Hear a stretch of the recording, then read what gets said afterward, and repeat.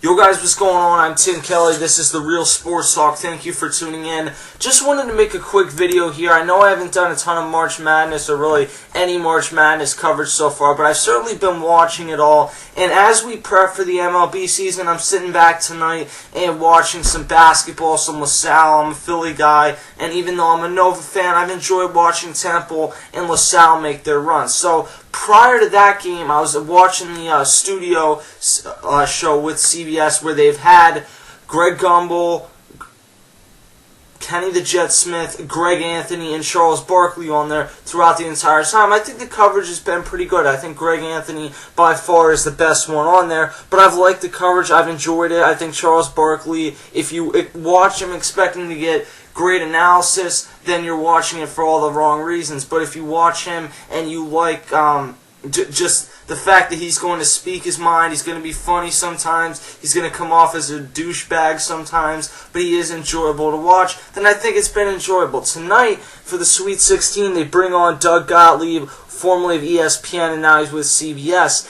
And Doug Gottlieb makes a comment after Greg Anthony finishes speaking that really it came out of nowhere because they weren't even introducing Doug Gottlieb onto the set. They were into the game, and that Doug Gottlieb awkwardly says that he's on the CBS studio show to bring the white man's perspective. And a lot of people are talking about, is this racist? And I think that that's the problem with all these social networking sites right now with Twitter and Facebook. Obviously, I'm on all of them, and it sounds kind of hypocritical because I probably do the same thing about a lot of things, but people like to overreact on social networks because they know that other people are going to overreact with them, and I think that that's what we're getting in this case. He said he was on there to bring diversity to the set and bring the white man's perspective, and it was awkward because Greg Gumbel kind of just looks around, and it was just a strange thing.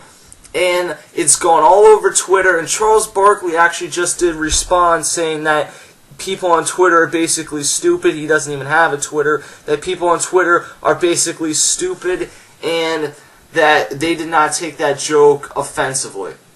And I don't think anyone really should take this joke offensively because he didn't call out any racial group. I think he was saying that jokingly, and the problem with the world we live in right now is that Doug Gottlieb will probably get reprimanded for these comments.